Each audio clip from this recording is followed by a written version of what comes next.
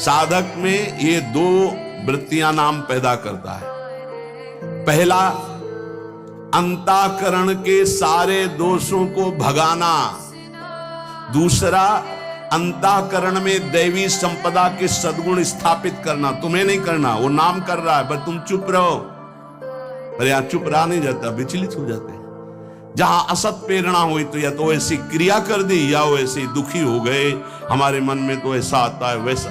चुप रहो, ऑपरेशन शुरू है तो मवाद निकलेगा, गंदगी निकलेगी, और जो गंदगी निकलेगी तो फिर अच्छे से वो घाव भर जाएगा। जितना दोष निकल रहा है उतना ही सद्गुण आ रहा है। अंतःकरण में भागवतिक सद्गुणों की प्रतिष्ठा होने में देर नहीं लगेगी। किसको? जो नाम जपने के साथ नाम का ध्यान करता है या नाम जपने के साथ रूप का ध्यान करता है। अब उसके हृदय में भगवत स्वरूप, पवित्रता, शांति, संतोष, निर्भयता, निश्चिंतता, समस्त दैवी संपदा प्रकाशित हो गई। अब तो एक एक नाम के साथ उसको स्वाद मिलने लगा और दिव्य स्वरूप भगवान का उसके हृदय में झलकने लगा। अब भगवान के रूप की प्रतिष्ठा उसके मानस नेत्रों में हो गई। लीला में प्रवेश, सेवा का अधिकार, सब भाव स्वरूप की जागृति, सब पूरा का पूरा प्रकरण ध्यान से बार बार सुनना। जब कोई साधक नाम जब प्रारंभ करता है, नाम जाकर के अंदर ज्ञान जागृति नहीं करता। प्रारंभ में सुप्त वासना प्रवृत्तियां जो छुपी उनको जागृत करता है। उठ और भाग यहां से। अब वो कुसंस्कार, दुर्गुण, दुराचार दल के दल वहां हैं अंतःकरण में। जैसे जैसे साधक नाम जब बढ़ाता है वैसे वो अपने बल के साथ प्रकट होते हैं। परमार्थ का साधक यदि सत्संगी नहीं हुआ तो वो समझता है कि ये तो बहुत बड़ा विघ्न सामने उपस्थित हो गया, हृदय जल रहा है और पाप वासनाएं इतनी बढ़ती जा रही। साधक में प्रारंभ में इनका परिचय ना होने के कारण वो पराजित होने लगता है कि अब तो बहुत गंदी बातें आ रही हैं, भजन रोक दो। अतएव साधक घबराए नहीं, इन विकारों के अधीन न हो, नाम जप रूपी परम साधन छोड़े नहीं। बिल्कुल मंगलमयी बात समझ लो, ये बात कई बार हो चुकी है, पर जो लिखा हुआ है उसे सुनोगे तो ज्यादा विश्वास हो सकता है। वैसे लगेगा ये अपने मन से कहते हैं। साधक प्रारंभ में पराजित करने की सामर्थ्य नहीं रखता, अतएव घबरा करके इनका परिचय ना जानने के कारण वो या तो इनके अधीन होकर फिर गलत कार्य करने लगता है या भयभीत होकर साधन नाम जप करना छोड़ देता है। किंतु यदि गुरु कृपा पात्र साधक प्रभु के नाम की वास्तविक महिमा जो सुन चुका है, ऐसा अवसर जब आता है कि हृदय में बड़ी गंदी बातें, बड़ा प्रपंच उदय हो रहा है, तो वो समझने लगता है नाम काम कर रहा है, नाम काम कर रहा है। अब हमारा हृदय खाली हो रहा है, ये वासनाएं निकल रही हैं, समस्त हे गुण, दुर्गुण, दुराचार प्रवृत्तियां नष्ट हो रही हैं। बार बार वही हमने अनंत जन्मों में किया, इसलिए बार बार वही आ रहा है, आ नहीं रहा, वो जा रहा है, हर वृत्ति जा रही है। अतएव और नाम उच्चारण बढ़ाए और सत्संग सुने, जिससे हिम्मत बनती जाएगी। घबराओगे नहीं, बड़ा भारी युद्ध है, एक दिन में सब डिलीट नहीं हो जाएंगे।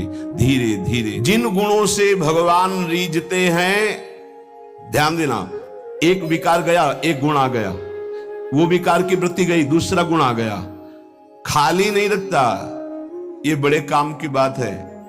जैसे जैसे नाम जब चलेगा, दुर्गुण, दुराचार, दुर्विचार, पाप प्रवृत्ति खाली हुई, उतने में सद्गुण सदाचार आके बैठ गया कि अब दोबारा उसको जगह नहीं मिलेगी। और धीरे धीरे वो पूरे के पूरे दुर्गुण दुराचारों को हटा करके साधक में सद्गुण सदाचार स्थापित कर देता है। नाम, पहला प्रभाव नाम का। साधक को ये बात ध्यान रखनी है कि ये दो वृत्तियां आपके अंदर प्रारंभ में होंगी, दोषापनयन और गुणाधान।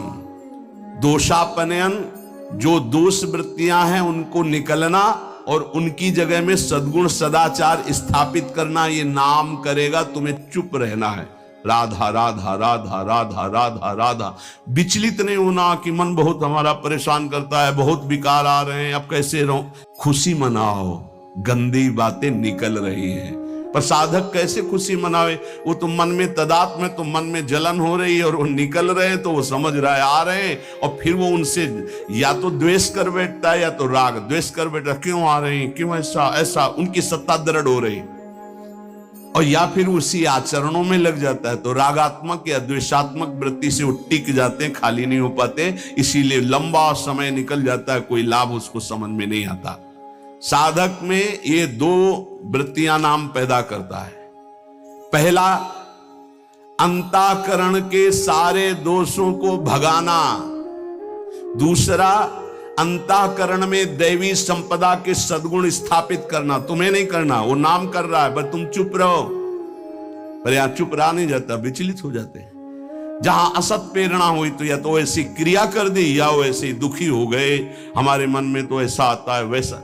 चुप रहो, ऑपरेशन शुरू है तो मवाद निकलेगा, गंदगी निकलेगी, और जो गंदगी निकलेगी तो फिर अच्छे से वो घाव भर जाएगा। जितना दोष निकल रहा है उतना ही सद्गुण आ रहा है। कितना सुंदर बात है, अगर ये न समझ पाए तो परेशानी पड़ जाएगी। बिल्कुल निश्चिंत रहिए, तुम्हारे अंदर काम क्रोध लोभ जो भी दोष दिखाई दे रहे हैं, आ नहीं रहे, जा रहे हैं, जा रहे हैं, और वो जगह खाली नहीं हो रही, वहां दैवी संपदा भर रही, जिससे भगवान प्रसन्न होते हैं। यदि हम नामोच्चारण के साथ साथ नाम का ध्यान शुरू कर दें तो और जल्दी दिव्य सद्गुण आ जाएंगे। अंतःकरण में भागवतिक सद्गुणों की प्रतिष्ठा होने में देर नहीं लगेगी। किसको? जो नाम जपने के साथ नाम का ध्यान करता है या नाम जपने के साथ रूप का ध्यान करता है। दुर्गुणों दुराचारों की जो प्रवृत्तियां हैं, बहुत सुंदर सुगम उपाय है उनके निकालने का नाम जप। नाम जप से ही निकलते हैं। सद्गुण सदाचार ये खाली हृदय में आकर बैठने लगते हैं। बहुत बढ़िया प्रक्रिया है, बस समझ लो, कोई प्रश्न नहीं रह जाएगा। जैसे जैसे तुम्हारा भगवत चिंतन अधिक बढ़ेगा तो काम क्रोध लोभ मोह मद मत्सर ये पूरा का पूरा अपना प्रभाव दिखा के नष्ट हो जाएंगे। ये पूरे के पूरे नष्ट हो जाएंगे, ऐसा शब्द नहीं आया, प्रभाव दिखा के नष्ट हो जाएंगे। जितना इनमें पावर हो पूरा पावर दिखाएंगे तुम्हें परास्त करने के लिए। नाम छोड़ दो, संसार में आ जाओ। पर जो साधक जमा रहता है, राधा राधा राधा, अब उनके अनर्थ और दुष्परिणाम और अनिष्ट चिंतन ये सब कुछ छूट गया। नाम से पूर्व पाप भस्म हुए, वर्तमान का जो अनर्थ है, दुष्परिणाम है, अनिष्टकारी चिंतन है, वो छूट गया। अब उसके हृदय में आनंद का प्रादुर्भाव हुआ। अब उसके हृदय में भगवत स्वरूप पवित्रता, शांति, संतोष, निर्भयता, निश्चिंतता, समस्त दैवी संपदा प्रकाशित हो गई।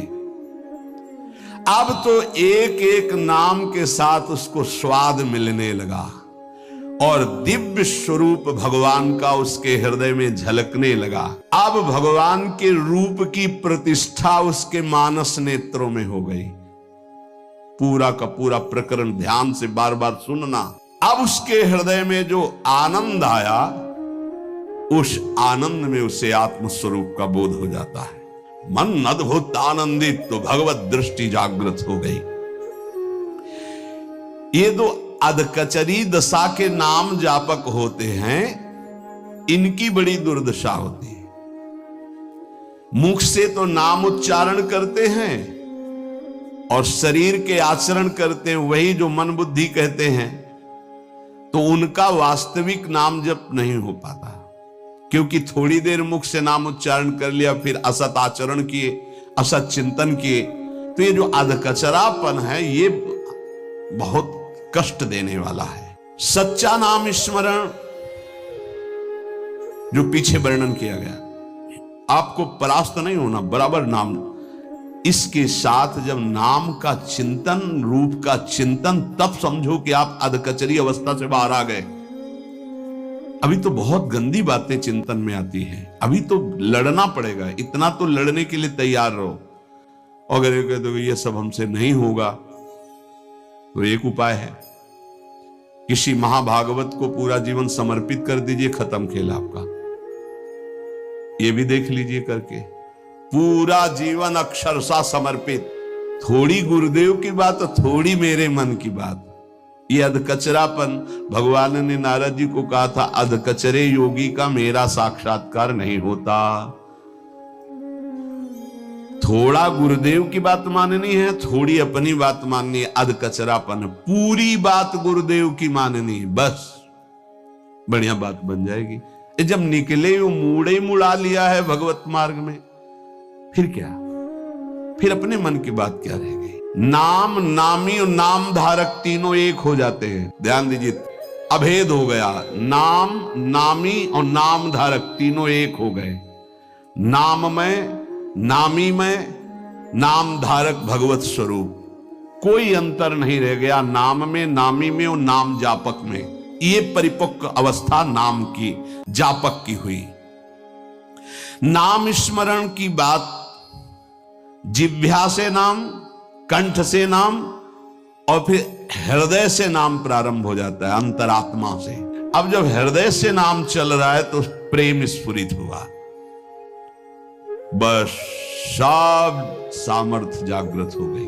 प्रेम जागृत होते ही सब सामर्थ्य जागृत हो गई। भगवत प्रेम हो गया तो शेष सब बातें, लीला में प्रवेश, सेवा का अधिकार, सब भाव स्वरूप की जागृति, सब।